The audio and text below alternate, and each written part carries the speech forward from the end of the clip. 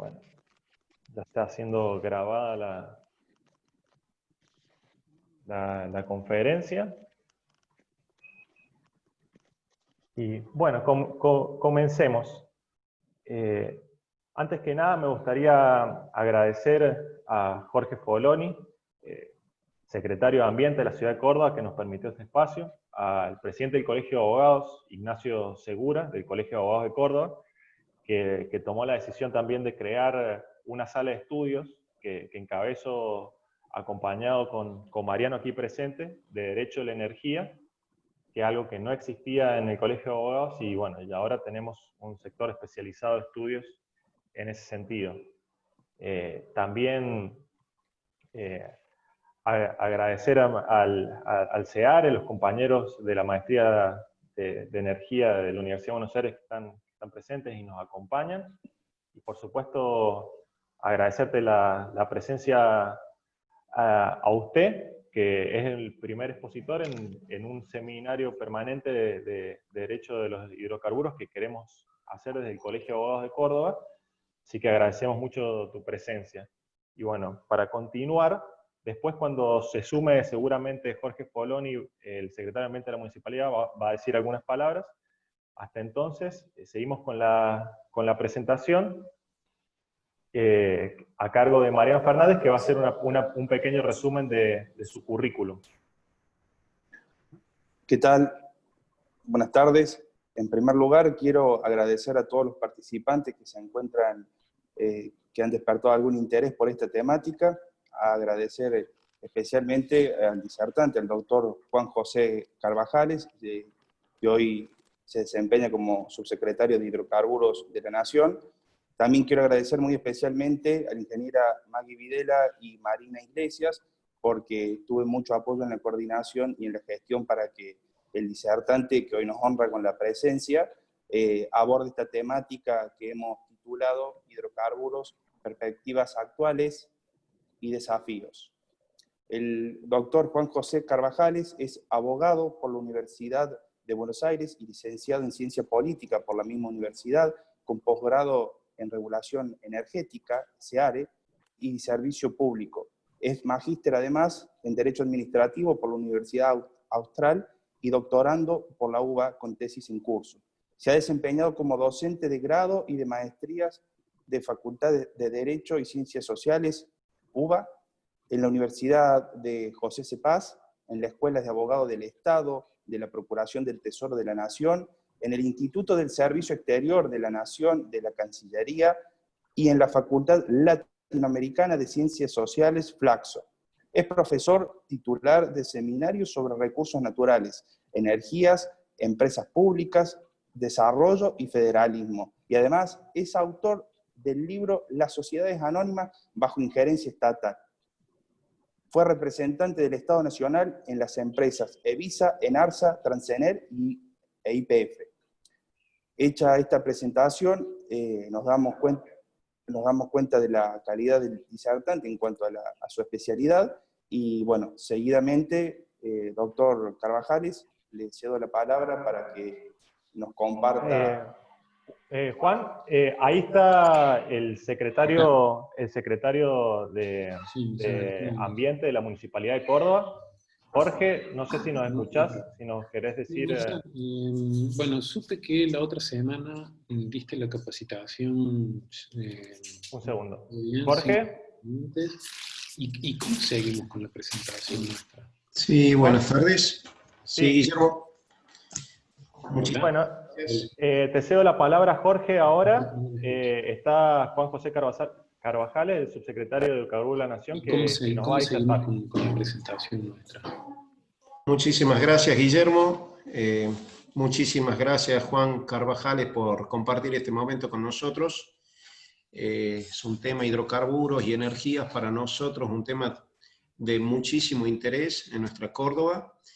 Creo que nosotros necesitamos de tu aporte y creo que tenemos mucho que aprender de ti. Agradecerle la participación a todos los que nos acompañan aquí, y bien, en nombre de la Secretaría de Ambiente, las puertas abiertas en cualquier proyecto que podamos hacer conjuntamente con Nación. Muchísimas gracias. Gracias a vos, Jorge. Un gusto. Bueno, creo que estamos listos para comenzar.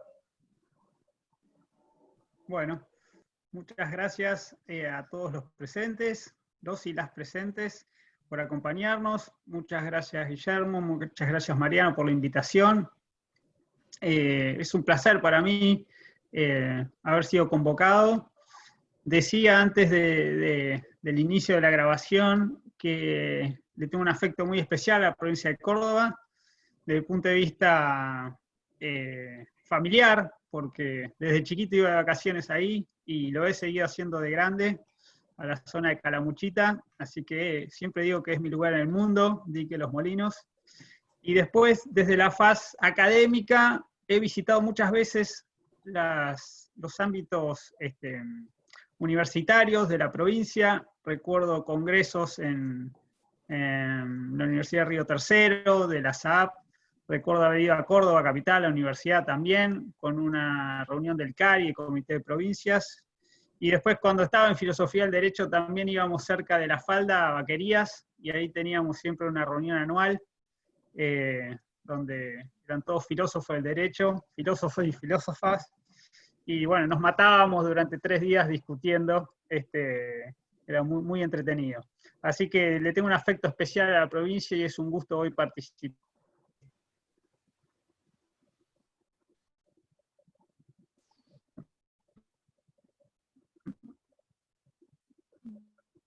Mi idea es hacer una preliminar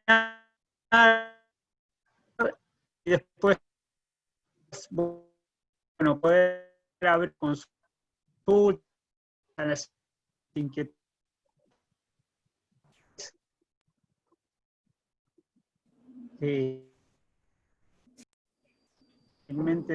Juan, creo que te estamos escuchando mal. No sé si voy a habilitar el chat por...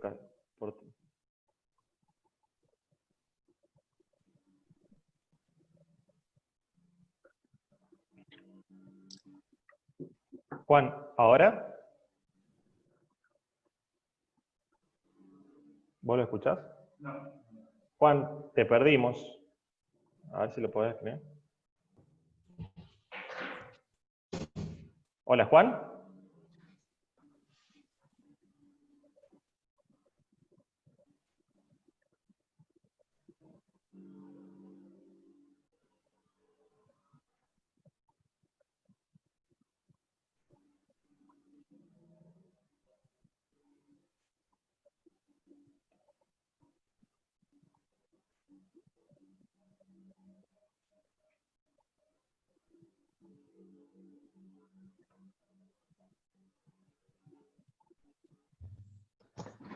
Hola, Juan. Sí, volví. Ahí está. Se me apagó la computadora, el Wi-Fi. Aprovecho la breve interrupción. Sí. Hay una persona que me olvidé de mencionar, que es Natalia Quiñones, que también nos acompaña ahora. Es la presidente de Ambiente, del Consejo Deliberante de la Comisión de Ambiente. Natalia, no sé si querés intervenir y saludarlo a Juan. Buenas tardes, Juan. Buenas tardes a todos los presentes. Agradecerte la oportunidad de escucharte. Es un placer tenerte acá disertando en lo que es energía, como dice Guillermo, algo que en Córdoba nos ocupa y nos preocupa. Mi parte es más legislativa, pero vuelvo a agradecerte, digamos, la presencia y la invitación. Muchas gracias, Natalia. Un gusto. Bueno, podemos retomar, Juan. Bien, sí, espero que sin interrupciones. A Sí. ver, lo primero que me gustaría decir es, siendo este un ámbito provincial, reflejar las visiones que siempre se han tenido desde Nación y desde las provincias sobre la materia energética en general e hidrocarburífera en particular. Diciendo que estamos con especialistas del derecho, bueno, vamos a poder hablar largo y tendido. Ustedes saben, desde aquel código de minería, fines del otro siglo, pasando por todas las leyes de hidrocarburos, y especialmente la del año 67, la 17.319, ha sido la nación la que ha regulado la materia energética en particular, hidrocarburos, gas y petróleo en particular, y ese diseño de la política energética ha recaído en la Secretaría de Energía, que, bueno, ha tenido vinculación institucional con diferentes ministerios, pero siempre como cabeza de esa política sectorial ha sido la Secretaría de Energía. Hoy no me voy a dedicar al tema eléctrico, que no me compete, pero sí en hidrocarburos específicamente. Ha habido una continuidad hasta la reforma constitucional de 1994. Allí se tradujeron algunas conversaciones que venían de algunos años previos, lo que se plasmó en el artículo 124, tercer párrafo, donde se le reconoce a las provincias el dominio originario de los recursos naturales existentes en sus territorios. Ese fue un cambio radical, visto desde la perspectiva histórica, pero que no logró plasmarse en el corto plazo, ¿sí? Tuvieron que pasar unos largos años hasta que en el fines del año 2006 ello se lleva a la práctica, se materializa a través de la llamada ley corta. Corta porque simplemente modificaba la vieja ley de hidrocarburos en cuanto a esto, al dominio de los recursos naturales, a quién era la autoridad, quién iba a pasar a ser la autoridad de aplicación en los contratos, en las licencias de concesión, en las concesiones, digo, de exploración y explotación, las áreas hidrocarburíferas, y ahí operó el traspaso desde la Secretaría de Energía de Nación a cada autoridad provincial de esos contratos vigentes, esas concesiones, que luego las provincias fueron prorrogando o relicitando en todo caso, ¿sí? O revirtiendo si había incumplimientos. Esa distribución de competencias no estuvo exenta de debates en cuanto al alcance, y allá por el año 2014 una nueva modificación de la ley de hidrocarburos para incorporar la materia de los recursos no convencionales, del offshore y recuperación terciaria, es decir, ampliar el espectro de la explotación hidrocarburífera. Digo, en ese caso, si bien había una discusión latente, este debate en particular no fue abordado, no tuvo una innovación. Sin embargo, ahí encontramos algunas pautas que, digamos, algunos artículos que nos dan una pauta de que la cuestión no estaba zanjada. Y ahora me voy a expedir específicamente. ¿Cuál es el debate de fondo? El debate de fondo es hasta dónde llegan, digamos, primero, ¿qué quiere decir ese dominio originario? Que obviamente la Constitución no tiene por qué dar definiciones, pero al recuperar la vieja ley de derecho de minas, ¿sí? El dominio eminente, recuperar un concepto que parecía pacífico, pero no termina de mi modo de ver, no termina de consolidarse en el alcance, ¿sí? Si eso abarcaba también las funciones de administración, de gestión, de control, temas tributarios, temas ambientales, ¿sí? Hasta dónde la nación resignaba en favor de las provincias sus facultades históricas. Más allá del debate doctrinario, que fue muy nutrido, fructífero, esto continuó estando presente, hasta dónde las provincias podían dictar, por ejemplo, sus propias leyes de energía o ambientales de la explotación hidrocarburífera, o crear sus propias empresas provinciales. ¿Sí? Eran cuestiones que se ponían en debate a partir de este nuevo escenario.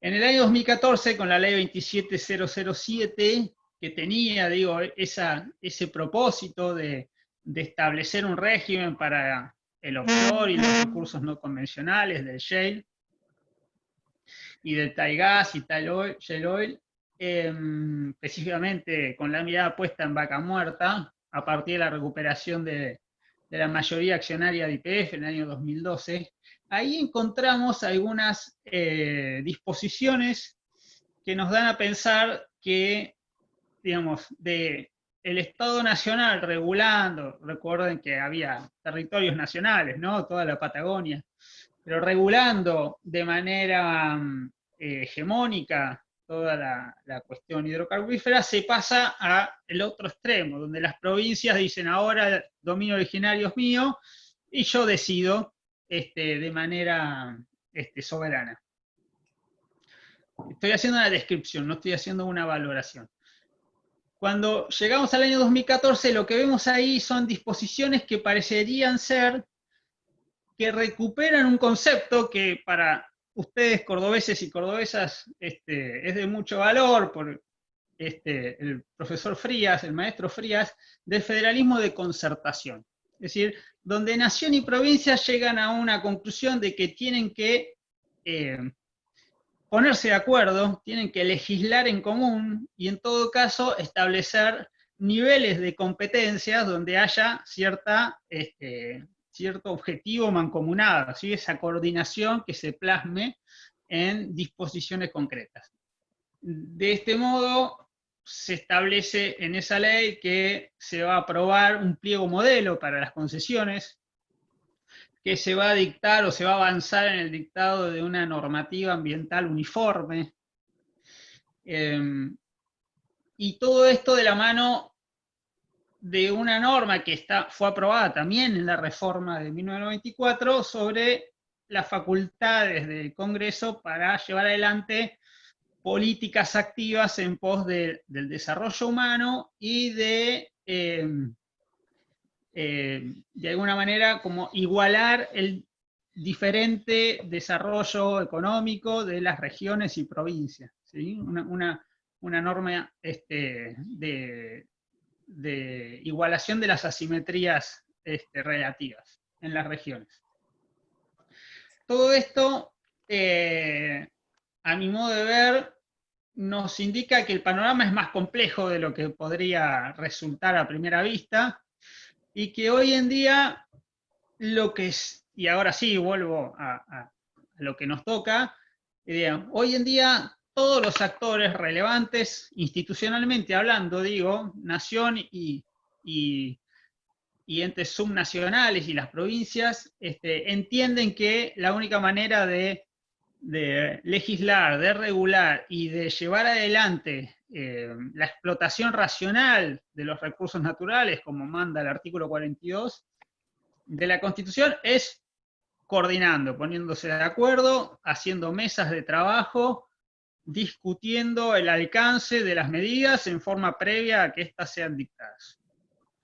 Todo eso se traduce en la práctica en mesas de diálogo con las provincias de los FEPI, en lo que tiene que ver a la producción hidrocarburífera, y con otras provincias en lo relativo, y siguiendo en materia energética, a toda la provisión de servicios, de insumos, toda la cadena de valor, el entramado productivo, ¿sí? Que no es solo patrimonio de las provincias productoras, de donde está afincado el recurso en el subsuelo.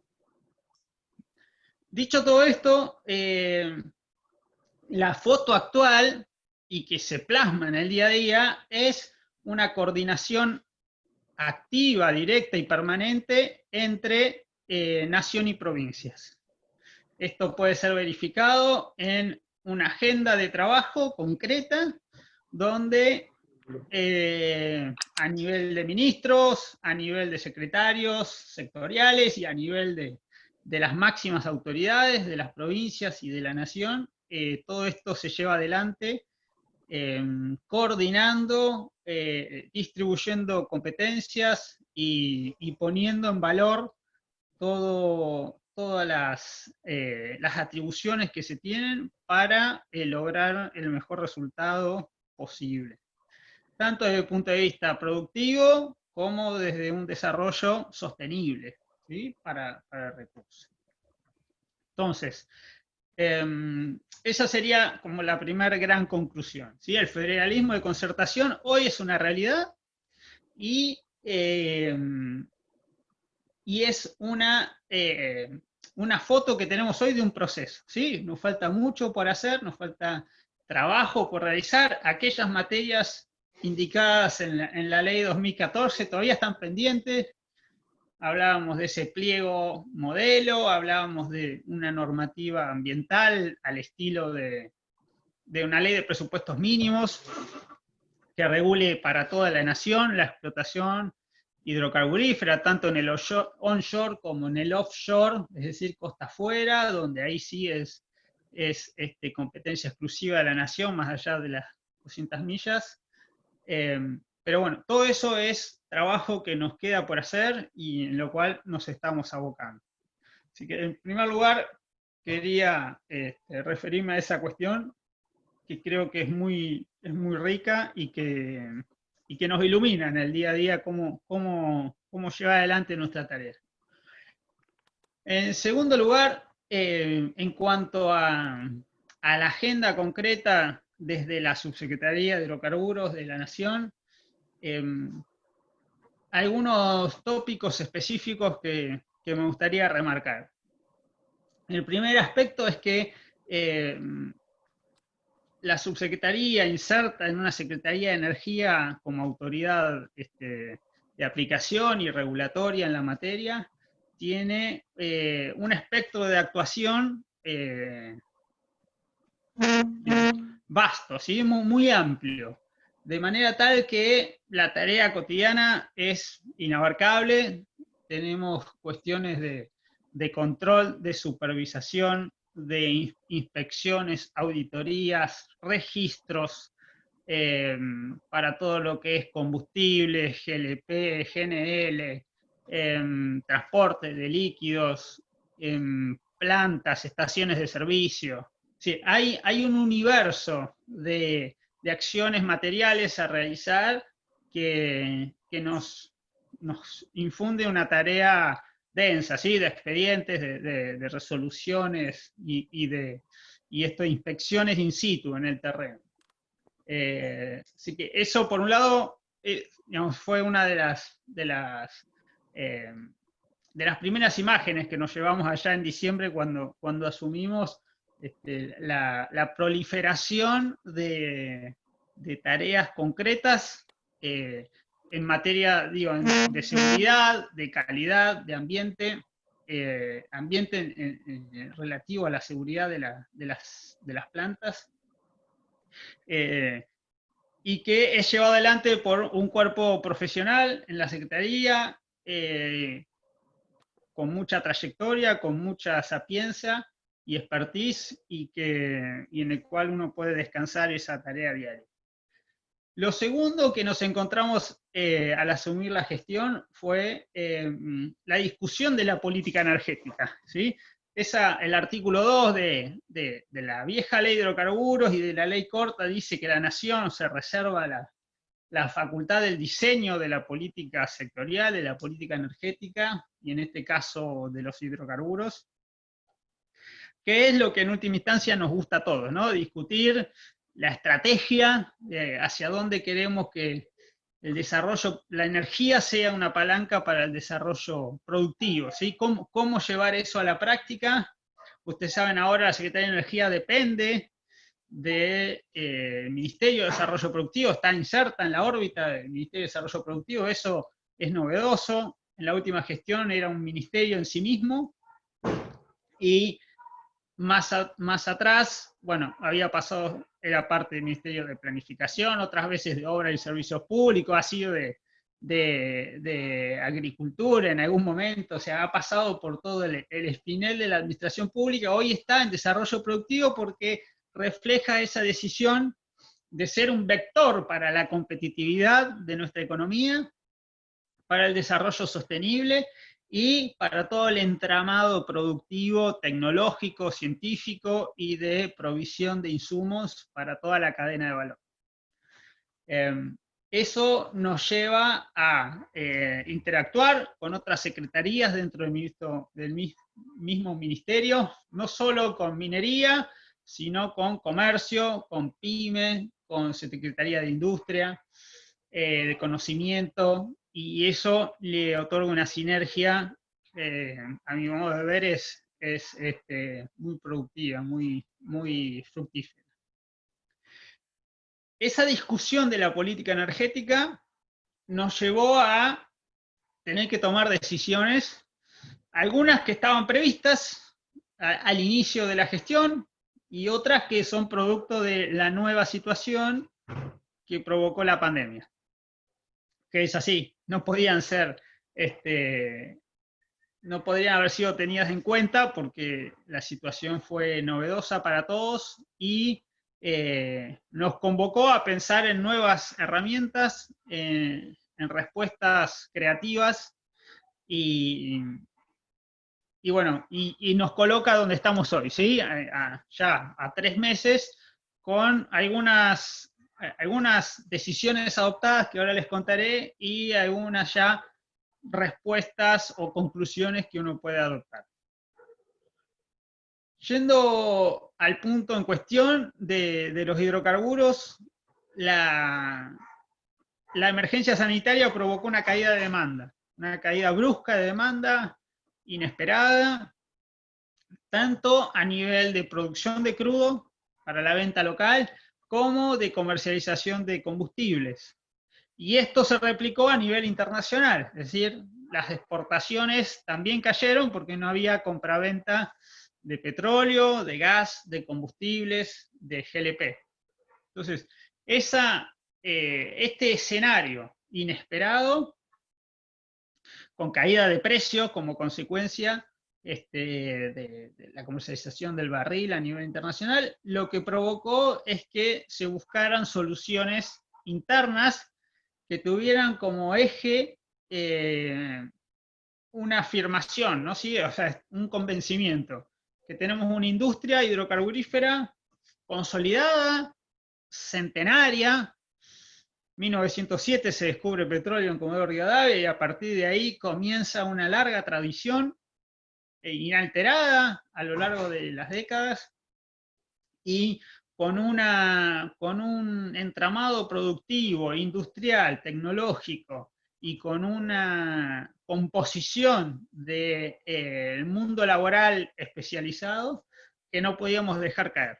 Es decir, las opciones en ese momento era, bueno, me adapto a los nuevos precios internacionales que me pueden dar un rédito en el corto plazo, por ejemplo, el valor de las naftas, si uno se ponía a importar a los precios deprimidos, o la otra opción que era tratar de pasar el chubasco, ¿sí? Surfear la crisis, como digo yo, y sostener o sentar unas nuevas bases para cuando la demanda pudiera resurgir. Eso con la finalidad de que esta industria pudiera mantenerse de pie hasta tanto se retomaran los valores pre-pandemia. Bueno, la decisión vino en este segundo sentido, no sin discusiones previas que nos llevaron a largas tenidas con provincias, con productoras, con empresas integradas como YPF y con las refinadoras.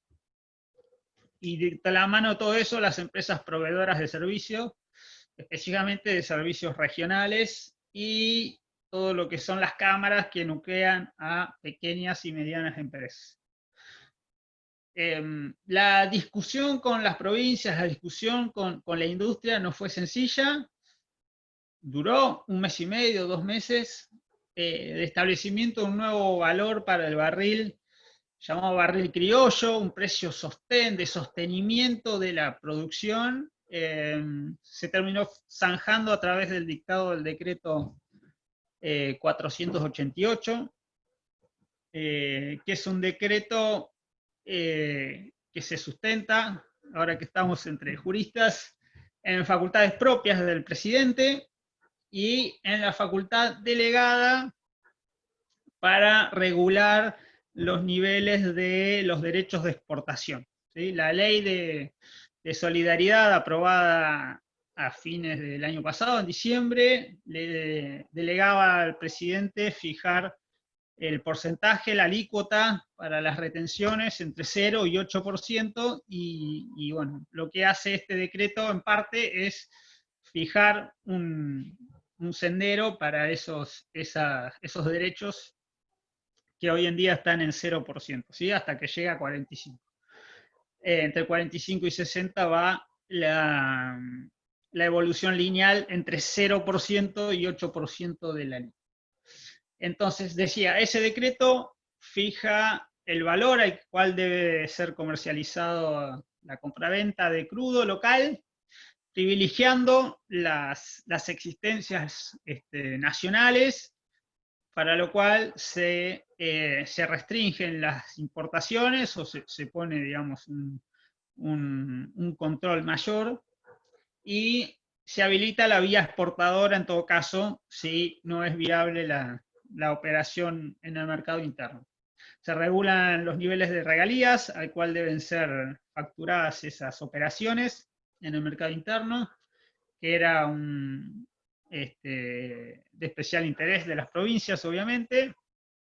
Y después se regulan 2 o 3 materias como las multas, que estaban inalteradas desde el año 94, de la vieja ley de hidrocarburos, no se habían actualizado.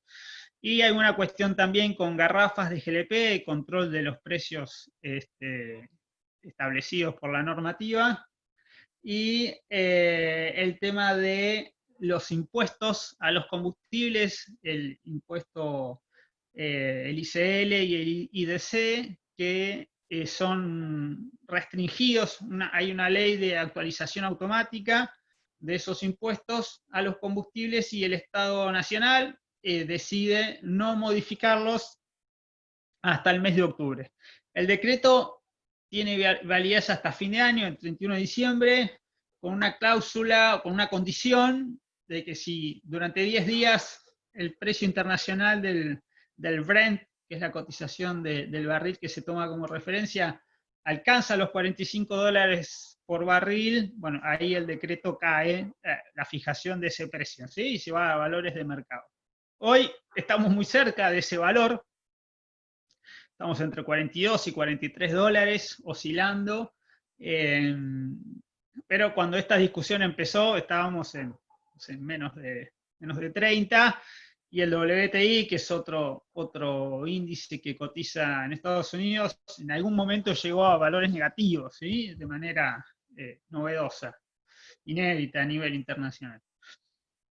A todo esto se estaban dando discusiones en la esfera, en los foros internacionales, tanto de la OPEP, del cual participa Argentina como país observador, la OPEP Plus o ampliada, y del foro G20, que tuvo una reunión extraordinaria a nivel de ministros de energía, de la cual también participó Argentina, y de la cual se desprendió un grupo focal para hacer un seguimiento de lo que se llama la estabilidad y seguridad de los mercados internacionales, de la cual nosotros tenemos reuniones periódicas. La próxima va a ser este domingo.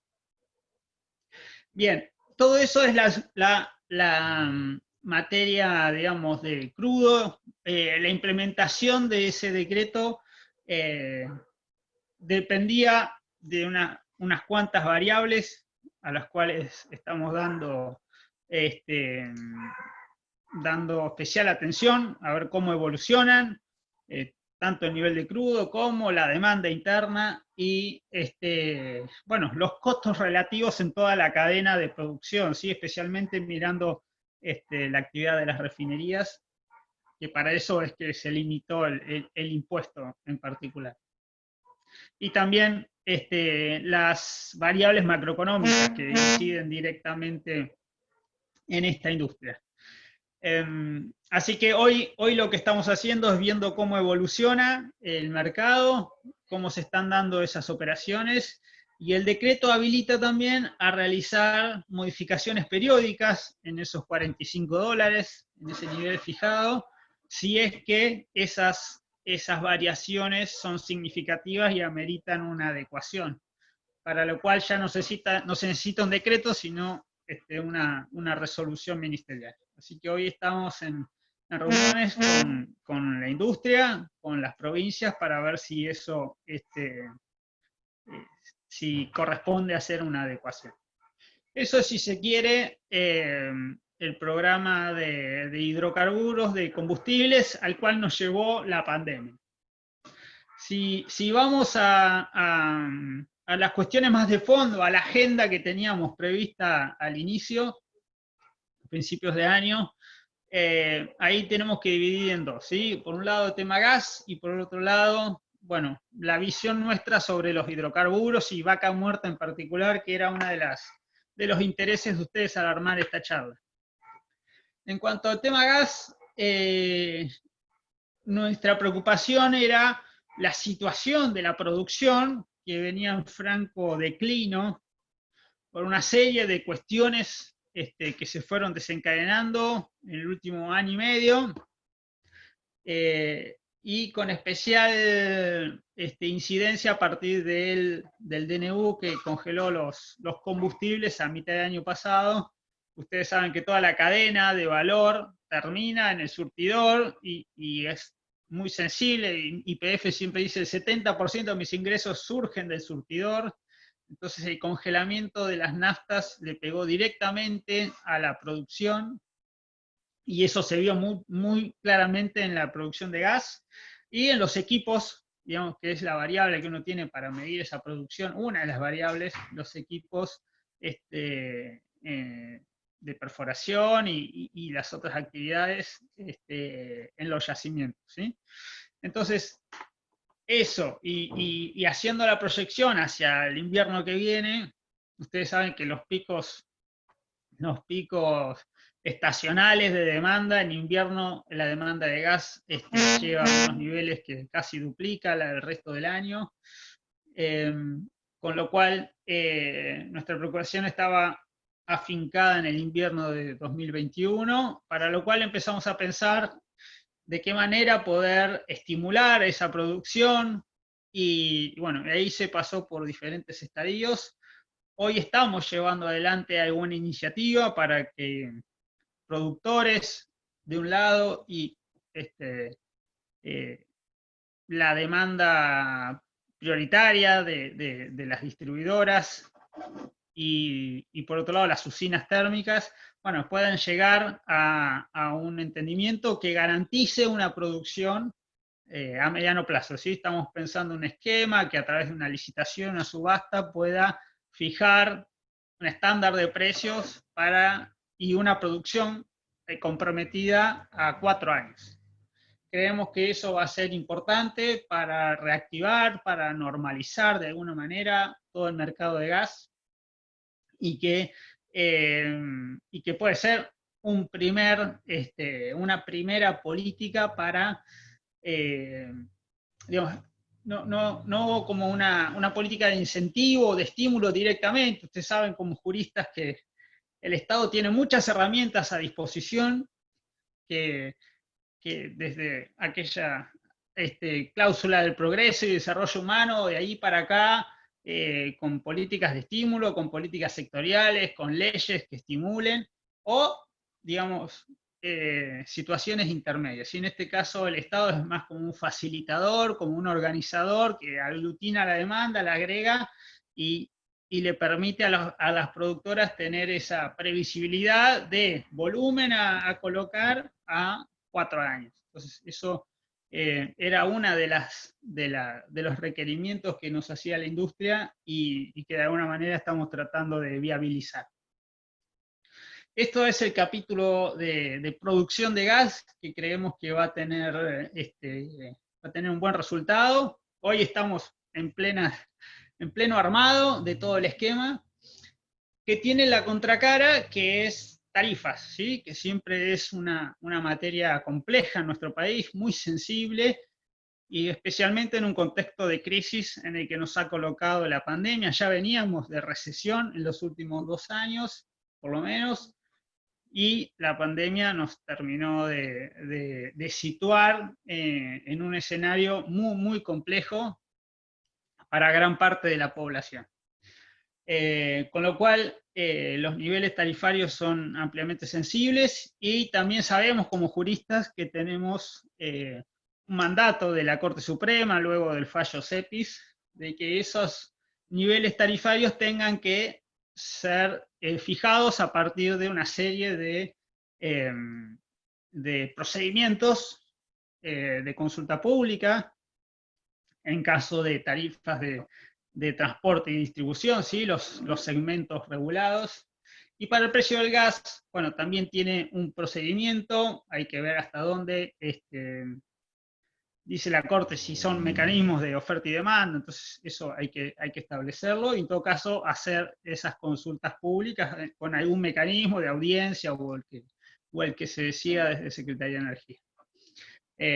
Así que, bueno, digo, esa es la contracara, porque tal vez esos precios que pueden surgir de una subasta no sean necesariamente los que pueda afrontar la demanda, y ahí, bueno, se tendrá que ver la otra parte de la política pública, que es la de subsidios a la demanda específicamente. Bien, este es el segundo capítulo, ¿sí? de política gasífera. Y yendo a Vaca Muerta y recursos convencionales y no convencionales de mediano plazo, ahí lo importante a destacar es que nuestro objetivo es establecer para la formación Vaca Muerta y otras formaciones de nuestro país ciertos estándares de explotación, de competencia y de desarrollo que puedan tener niveles par y paso con los de Permian en Estados Unidos, ¿sí? Entendemos que ahí hay,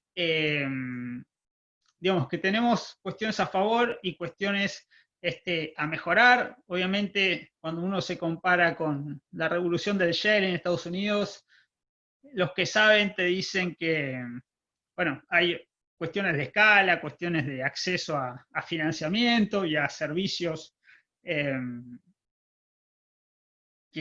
los cuales estamos lejos, pero tenemos la bendición de la naturaleza, ¿sí? Una geología amigable que tiene mucho para dar y de la cual tenemos que hacer un aprovechamiento racional, sostenible, pero a la vez que pueda apalancar un desarrollo productivo para los amplios sectores de la industria, de nuestra economía, de la cadena de valor, y en el mediano plazo, que pueda a la vez traccionar nueva demanda y agregarle valor a esos recursos naturales para el transporte, ¿sí? Pensando en gas natural específicamente, y luego generar saldos exportables, ¿sí? En petróleo ustedes saben que estamos autoabastecidos, y en gas tenemos esta cuestión de la estacionalidad, pero también podemos llegar en un mediano plazo a ser un país exportador vía licuefacción de GNL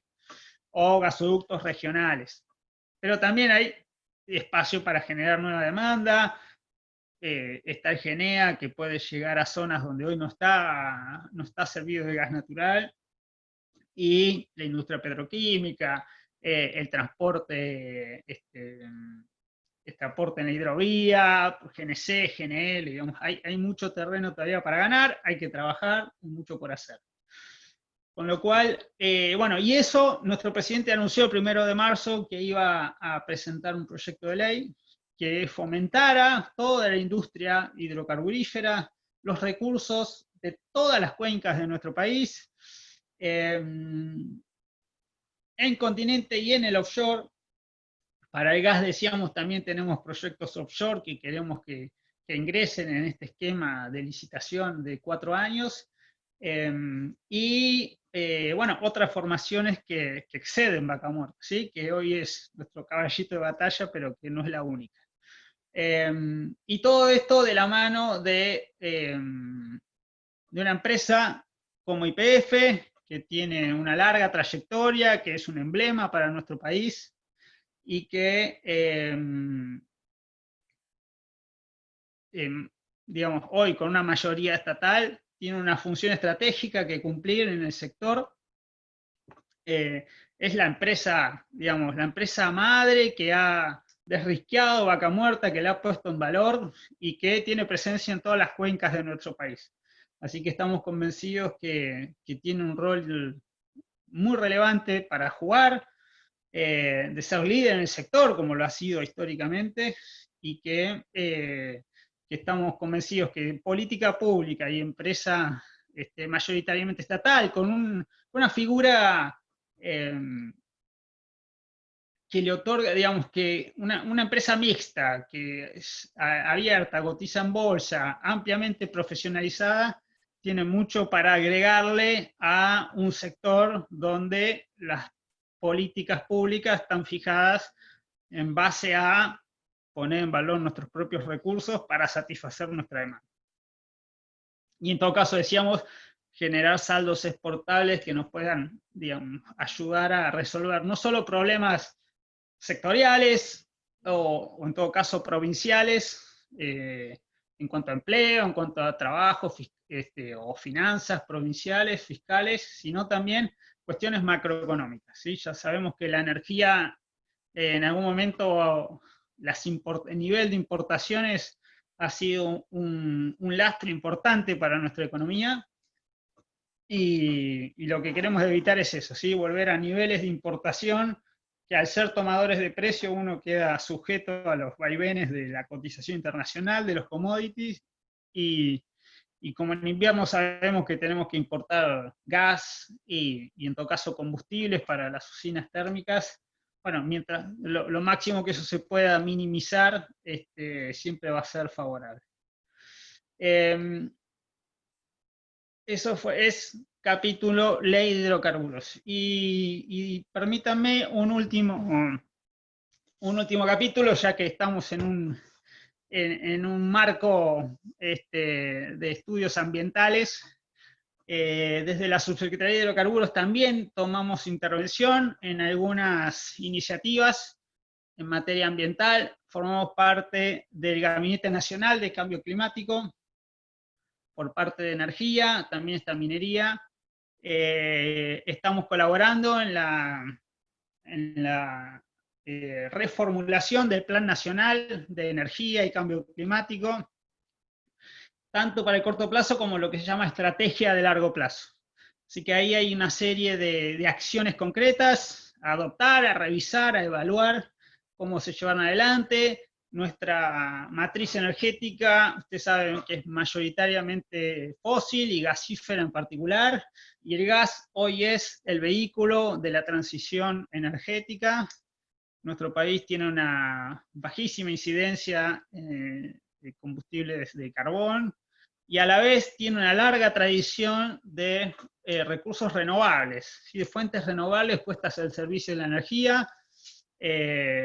Voy siempre a Dique Los Molinos en Córdoba, así tenemos un montón de represas hidroeléctricas en nuestro país, tenemos fuentes nucleares, y en los últimos años hemos llevado adelante una política pública concertada y con un mandato legal de ampliar nuestro porcentaje en la matriz de generación en base a fuentes renovables, específicamente eólica y fotovoltaica, y biomasa y alguna más.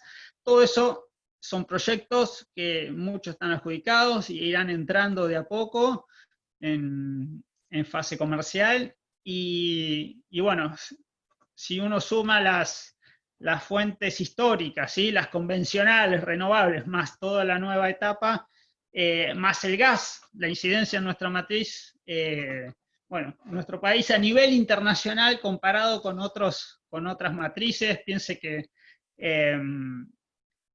más del 28% de la oferta primaria a nivel internacional es carbón, ¿sí? Las grandes potencias hoy siguen quemando carbón para funcionar en mayor parte, y bueno, y en nuestro país eso no ocurre. Con lo cual, hoy, digamos, cuando uno estudia y se mete, ustedes muchos serán expertos en la cuestión, en la dimensión ambiental del desarrollo productivo, y va a los objetivos de desarrollo sostenible de la ONU, de la Agenda 2030, ahí, digamos, que la energía sea no contaminante es el segundo objetivo. Yo siempre digo, no nos olvidemos del primero, que es que la energía sea asequible. Es decir, que esté disponible para nuestra población en cantidades y en calidad sustentable. Y yo creo que nuestro país ese objetivo lo cumple, todavía tenemos que seguir creciendo, hay 40% de nuestra población que no accede al gas por redes, que consume GLP, garrafas, propano en la Patagonia, y bueno, que tenemos que seguir trabajando en pos de acercarle a nuestros habitantes, a nuestros compatriotas, esa energía vital para tener una mejor calidad de vida. Ya en el fallo CEPIS sobre tarifas, la Corte habla del derecho a una vivienda adecuada, con los servicios públicos otorgados de manera universal, de manera constante, que permita el desarrollo de la vida humana, y a un costo el más económico posible, y unas tarifas que puedan ser pagables y afrontables por los hogares. Por eso hablamos de la política de tarifa social. Tenemos el programa Hogar en la subsecretaría, ¿sí? de garrafa social, que permite el acceso a más del 50% de la población que usa garrafas tiene acceso a este beneficio directo que otorga el ANSES, y que permite afrontar parte del costo de ese insumo vital para quienes no tienen acceso al gas por redes. Con lo cual, digamos, bueno, y la última iniciativa que no quiero dejar de traerles es la iniciativa 80, que es una iniciativa internacional liderada por Noruega para gobiernos y empresas de países donde explotan recursos naturales, y que tiende a establecer estándares internacionales para esa explotación y de acceso a datos abiertos, a información pública, con objetivos concretos, con indicadores medibles, insisto, para gobiernos, para empresas públicas y para el sector privado, a los fines de poder establecer, contabilizar esos niveles de explotación y la información que de ahí se desprende, los destinos de los recursos que surgen, de los recursos fiscales que surgen de ahí, el government take. Y creo que es una iniciativa que ya viene de hace un par de años y este gobierno le ha dado continuidad, y a la cual estamos convocando también a las provincias para que se sumen. Desde la Secretaría de Energía tenemos un portal de datos abiertos que siempre es muy valorado, que tiene una apertura que pocos países logran poner a disposición del público, y que es, insisto, es una nave insignia que tenemos nosotros en la subsecretaría, en la Secretaría de Energía. Bueno, Guillermo, yo me largo a hablar y no paro más. Eso, si se quiere, es un panorama genérico, pero bueno, podemos abrir a consultas, a inquietudes o dudas que tengan, o algún punto que quieran ahondar. Ya te agradezco mucho la charla. Se nota que estás muy empapado con todos los temas, ya sea de lo jurídico como de lo ambiental, también de la parte técnica, que a los abogados nos cuesta tanto. Así que te agradezco mucho y me alegro mucho que estés ocupando el rol que te toca. Yo no voy a hacer preguntas porque creo que tenemos una audiencia lo suficientemente formada y interesada en el tema como para abrir una ronda de preguntas. Están habilitados están habilitados los micrófonos en los videos. Pido que seamos ordenados, que se presenten, digan quién son, y por favor que la pregunta sea concisa para que el disertante pueda responder. Me parece que Facundo Duarte hizo la primera pregunta. No sé si querés habilitar tu micrófono, Facundo, y poder hacer la pregunta vía voz. Facundo. Tiene que cambiar. Bueno, la leo yo. Dice, en estrategia a largo plazo, ¿se piensa ampliar la planta de energías renovables para hacer la transición justa en este hecho de seguidilla de dependencia, tanto invernal como la disminución del petróleo, tanto en las 5 cuencas argentinas como a nivel global, siendo para algunos, está un poco complicada la pregunta de entender, en regiones con altos índices de terremotos con eventualidades mayores? A ver, Facundo, si te puedes expresar un poco de una manera más clara. Si no, podemos pasar a Gabriel Bornoroni. Gabriel. Me presento, soy Gabriel Bornoroni, lo conozco a Juan José, estuvimos en la Secretaría de Energía por la Confederación Nacional de Hidrocarburos y también por FECAC. La pregunta puntual, ahora se termina la ley que obliga a los combustibles de hidrocarburos tener un corte de biocombustible. El año que viene termina la ley. ¿Hay algún proyecto para ampliar ese corte o para que ese corte se siga utilizando o para que haya una ley nueva, o esa ley, la idea es prorrogarla? Gracias, Gabriel. Sí, la ley lo que estableció fue un régimen de promoción que ya está llegando a sus etapas finales. Fueron 15 años de promoción del sector, tanto del diésel como del etanol de caña y de maíz, con diferentes niveles de corte. Ahí esa ley de estímulo permitió que florezca una industria de grandes empresas y de pymes a lo largo de todo el país. Es una política pública de alcance federal y que permitió seguir expandiendo la frontera del cambio climático en nuestro país, ¿sí? Y el ingreso de los biocombustibles en nuestra matriz energética, y de los combustibles en particular. Es cierto que esa ley está terminando el año que viene y, bueno, propuestas hay muchas. Cuando yo llegué me encontré hasta con textos de una nueva ley ya presentada.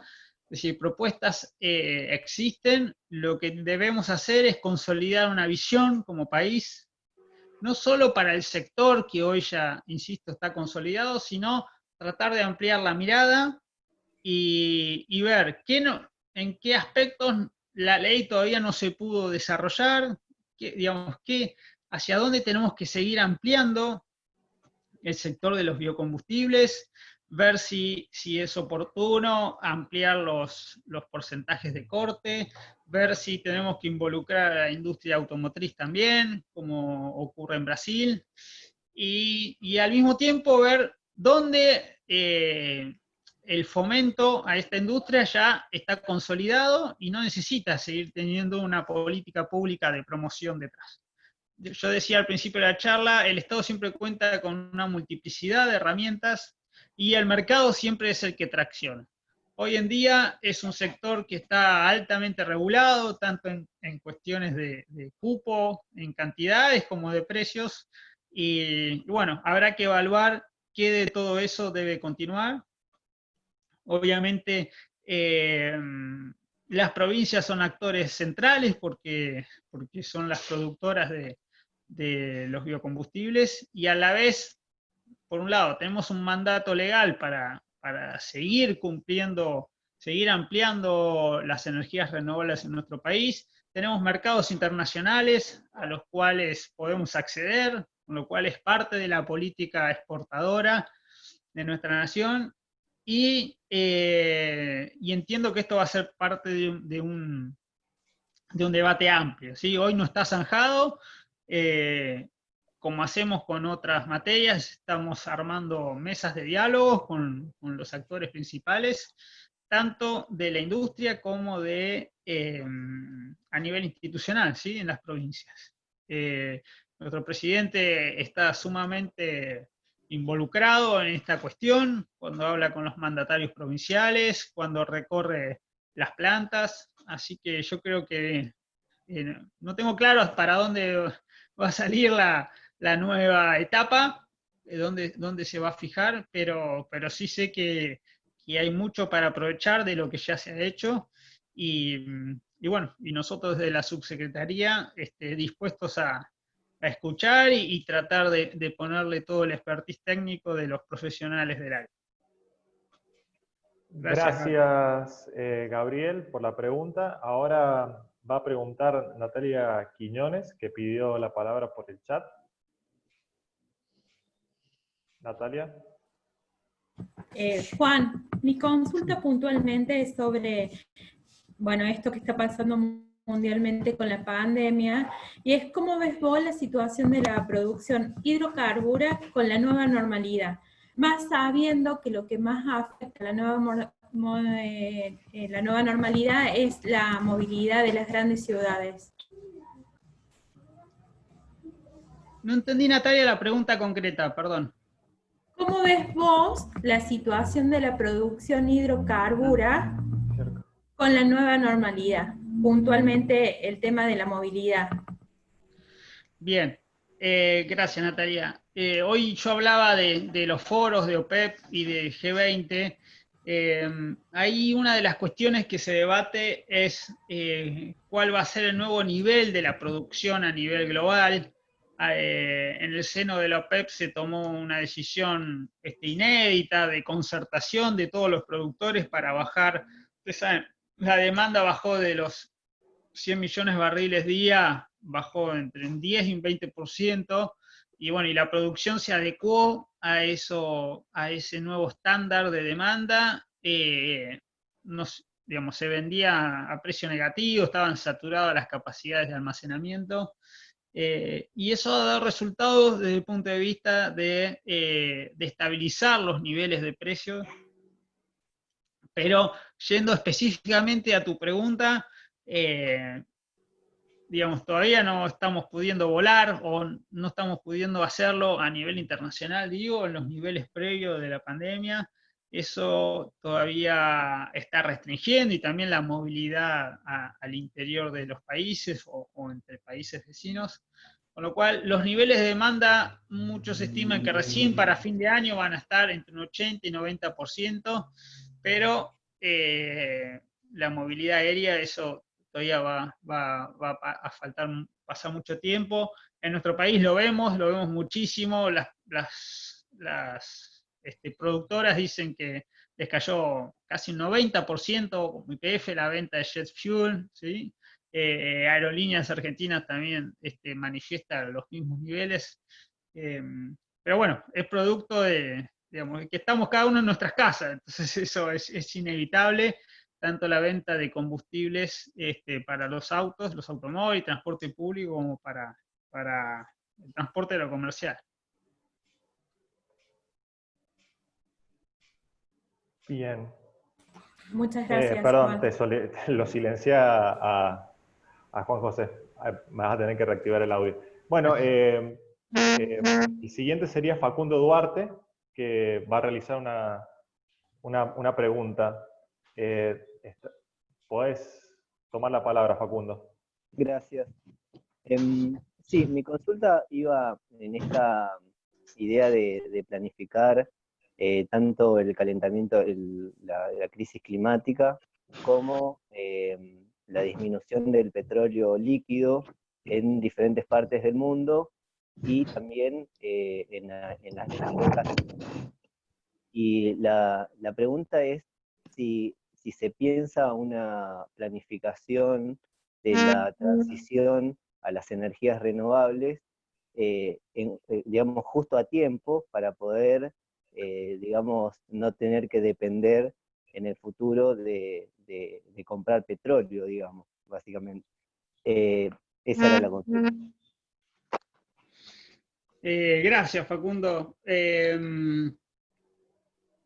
A ver, las energías renovables en nuestro país tienen una gran incidencia, ya lo decía. Tenemos que contabilizar las convencionales, ¿sí? La incidencia en nuestra matriz de los recursos hídricos, nucleares y hoy en día eólicos.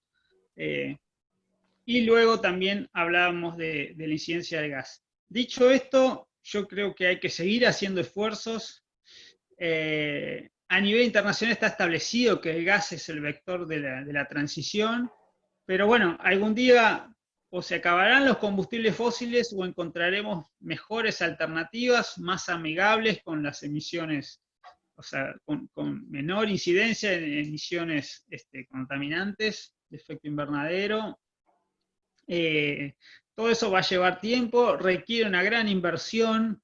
En algunos casos son tecnologías que nuestro país puede desarrollar, pero que le va a llevar tiempo, y si no será tomador de tecnología, y sabemos que muchas veces son proyectos financieros, ¿sí? Es una industria basada en proyectos financieros, para lo cual tenés que tener una macroeconomía estable, duradera, confiable, porque es lo que hemos visto en los últimos años, porque requieren contratos de largo plazo.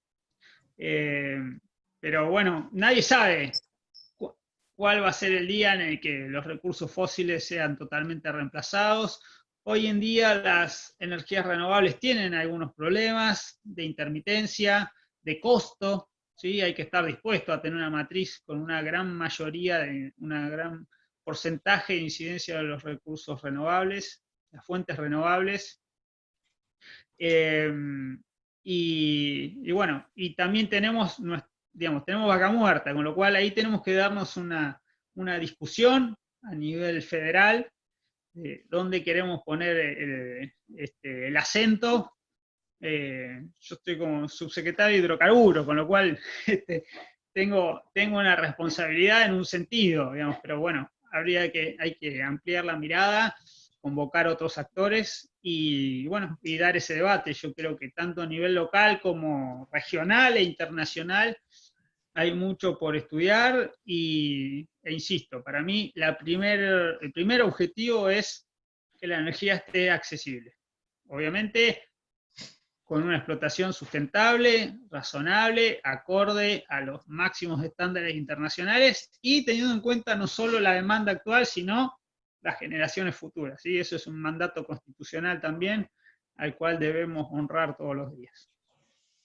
Perfecto. La siguiente pregunta es de Fernando Romain, director de la Cámara de Expendedores GNC. No sé si Fernando querés tomar la palabra. Sí, Guillermo, muchas gracias. Bueno, Juan José, primero te quería agradecer esta posibilidad y el hecho de que hayas escrito un panorama a futuro del sector energético. Yo te quería hacer solamente una pregunta. Vos hablaste de un plan a 4 años que el gobierno estaba elaborando. Yo quisiera saber cuál es el precio del gas en boca de pozo que ustedes están estimando, con lo que se sentirían cómodos para el corto y para el mediano plazo para que se pueda desarrollar el país. Gracias, Fernando. Bien, es la pregunta del millón esa. No es sencillo. Nosotros en las rondas que hemos tenido con la industria, en conversaciones con YPF,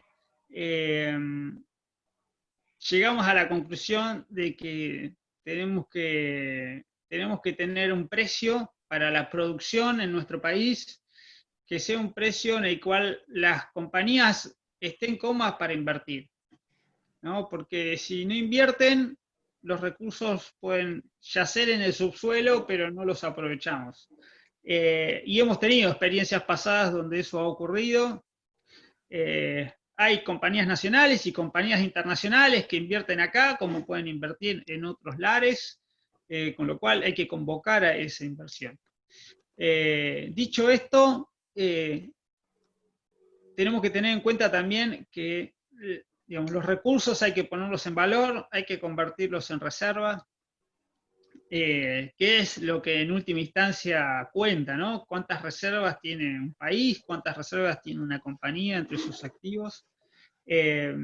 Y los costos de desarrollo no son los costos solo de exploración, no son los costos solo de explotación, digamos, tenemos que ver toda la cadena hasta llegar a la comercialización, tenemos que hacer netback si queremos exportar, decir, y tenemos que ver en nuestro país la estacionalidad, que también tiene una gran incidencia. Ahora bien,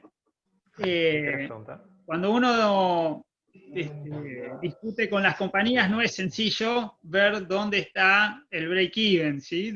Para poner en función los recursos. Hay diferentes tipos de recursos. Nosotros queremos fomentar todas nuestras cuencas.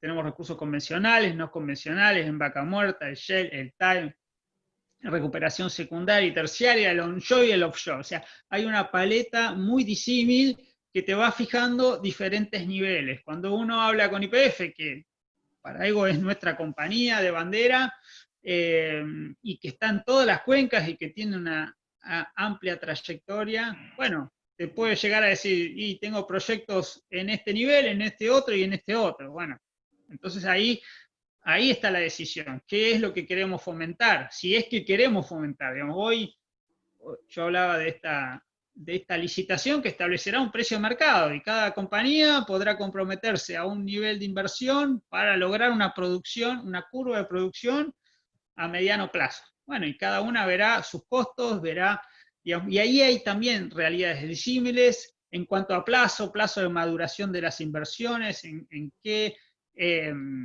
horizonte esa producción puede estar disponible. Y después otra cuestión que no es menor, que es la capacidad de transporte en nuestro país, porque a veces tenés los proyectos pueden ser competitivos, pero o no tenés demanda, hablando de gas en particular, o no tenés demanda o tenés restricciones de transporte, y todos sabemos que la red de infraestructura no se hace un día para otro, necesitas grandes inversiones, necesitas licitaciones que llevan tiempo y luego un esquema macroeconómico estable que te permita que esas inversiones se consoliden y se lleven adelante. Con lo cual, bueno, verás que hay un panorama complejo al que hay que tener en cuenta y no es sencillo poner ese valor que estabas buscando. Muchísimas gracias, José Luis, por tu respuesta. Gracias a vos. Bueno, el siguiente que tengo anotado es Rodrigo Vialet, que levantó la mano también antes. Rodrigo, no sé si querés presentarte y hacer la pregunta. Siempre estamos aceptando personas nuevas que quieran sumar al equipo de investigación. Rodrigo.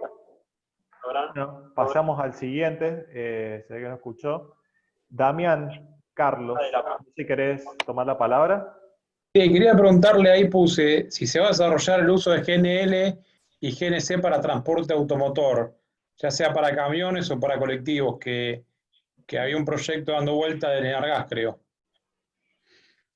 Sí, Damián, ¿qué tal? Un gusto. Efectivamente, hay un proyecto de Enargas, hay un proyecto de YPF, estamos en conversaciones con el BID, estamos en conversaciones con el Ministerio de Ciencia y Técnica, es decir, un complejo de actores abocados a estudiar la mejor alternativa, tanto para GNL como para GNC, los gasoductos virtuales, para llegar a zonas donde la red de gas no accede. Hoy hablábamos de barcazas para la hidrovía, también está el proyecto de transformar los buses de gasoil a GNC. Hay una serie de iniciativas que estamos tratando de operativizar. Está la academia también detrás, con estudios que se habían hecho. Bueno, nuestra intención es esa, es agregarle valor al gas y tratar de sumarlo al transporte. Así que se está avanzando, sí, en ese sentido. Bueno, ahora sí, Rodrigo Vialet. Bueno, buenas tardes a todos. Doctor Carvajales, buenas tardes. Mi nombre es Rodrigo Vialet, yo trabajo con la concejal Quiñones. También trabajamos con Guilla y Mariano en conjunto en distintas cuestiones relacionadas al ambiente. Y bueno, básicamente mi pregunta, y esto relacionado a las diversas menciones que se hizo YPF, bueno, yo soy un admirador del trabajo que realizó el ingeniero Galuccio durante su gestión desde 2012.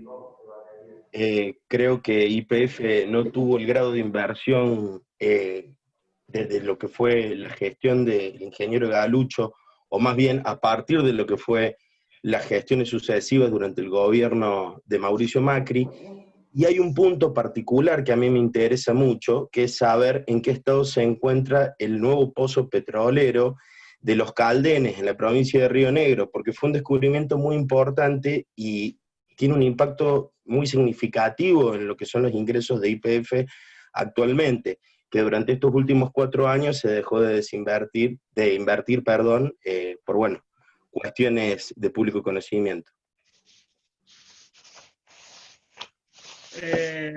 Rodrigo, lamento no darte una respuesta concreta. La verdad es que hoy no tengo información disponible y bueno, me comprometo a estudiar el tema. Tu visión es que se ha dejado de invertir ahí. Sí, lamentablemente por familiares o conocidos en la zona, tengo entendido que ha habido una desinversión muy fuerte y la verdad que en lo que respecta a la gestión de Galucho, este descubrimiento impactó muy fuerte en los ingresos de YPF, lo cual deriva también en un beneficio económico para nuestro país, fundamentalmente en relación a lo que usted decía, de lo que es la exportación de petróleos y recursos de nuestro país hacia el exterior, que bueno, la verdad que durante la gestión o el plan quinquenal de Galucho esto venía en un crecimiento muy fuerte.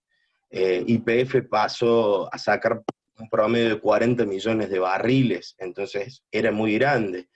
62,5% de la participación del mercado argentino en naftas premium y nafta super tenía mucho que ver con esa producción de ese pozo petrolero nuevo de Los Caldenes.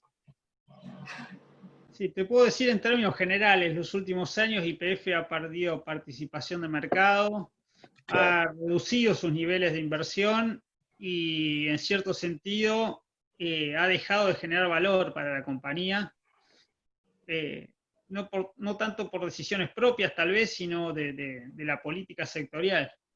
Y hoy se ubica en una situación muy compleja, ¿sí? Como compañía y bueno, así lo reflejan sus balances. Creo que ahí hay mucho para reconstruir y ojalá pueda retomar, como este ejemplo que vos ponés, niveles de inversión en el core business, que es la explotación hidrocarburífera, ¿no? Y en todo caso, retomar proyectos que estaban ya en marcha o iniciar otros nuevos. Bueno, sigue en el listado Alejandro Di Palma. No sé si querés presentarte, Alejandro, y hacer una pregunta. Guillermo. Sí, para Juan. 6:30 tengo un compromiso, así que si te parece hagamos dos preguntas cortitas y... Bueno, Alejandro Di Palma y después Adriana Giuliani, y al resto les pido por favor las disculpas del caso. ¿Cómo no? Juan José, ¿cómo te va? Mira, sí. Alejandro Di Palma de Autoconvocados, estaciones de servicio autoconvocadas.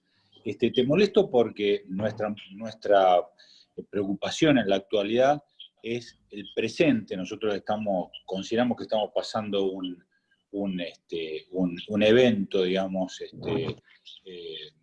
que no tiene antecedentes y nos preocupa, digamos, cómo podemos zafar de la coyuntura para poder tener un futuro en el cual pensar. Entonces, mi pregunta es la siguiente, porque nosotros, digamos, una de las cuestiones principales que estamos haciendo, ya te digo, en esta coyuntura, es el cobro de la capacidad de reserva de parte de todas las distribuidoras. Entonces, la pregunta concreta es la siguiente.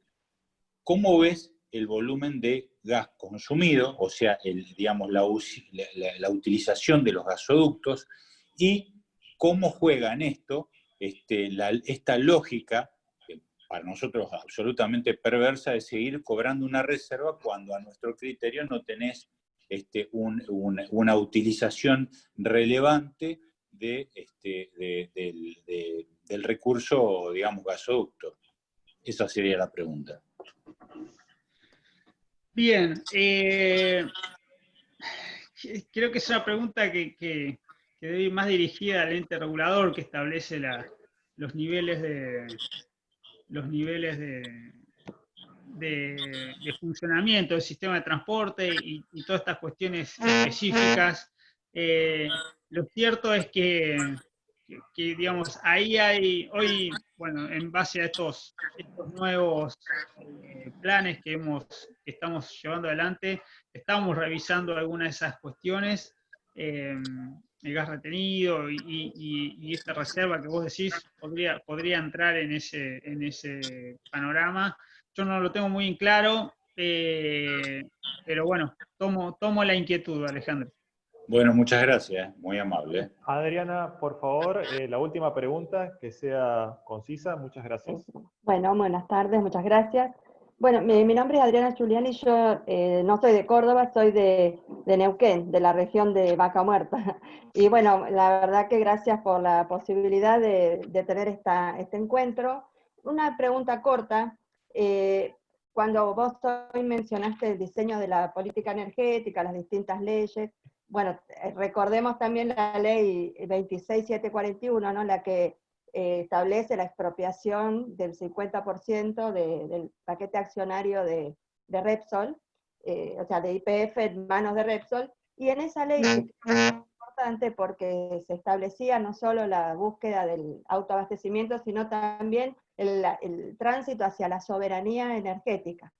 Y bueno, al poco tiempo YPF emprendió asociaciones con empresas multinacionales, Chevron, la primera, y luego otras, sobre todo en Vaca Muerta.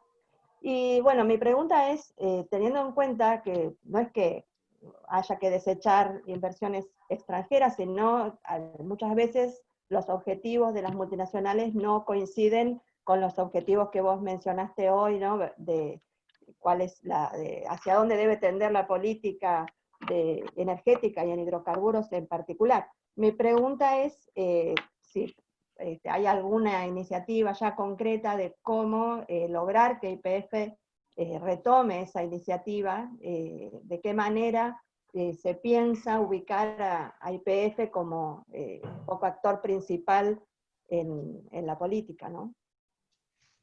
Bien, gracias Adriana, y aprovecho para decir que necesitamos muchas más mujeres en el sector energético, así que celebro que haya inquietudes como las tuyas y que podamos seguir ampliando en ese sentido y reduciendo la brecha de género, también en este sector que cuesta mucho.